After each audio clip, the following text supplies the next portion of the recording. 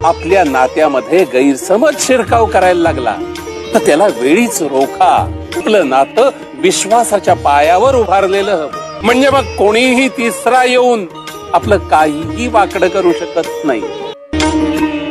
तुमच्यातली मैत्री ही ईश्वराने दिलेली अमूल्य अशी सुंदर भेट आहे. जपा. गैरसमज नाती संपवतात. तुमच्यातली मैत्री बळकट करा, म्हणजे ती जन्मभर टिकून राहील. फार थोड्या काळासाठी आपण एकमेकांच्या सहवासात येतो. एकमेकाला आनंद द्यावा, आनंद घ्यावा हे वेदावे. मत्सर, द्वेष, भांडण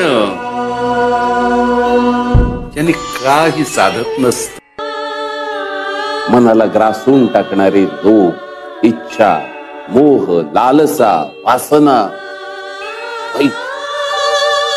अरे त्यांना अंतच नाही.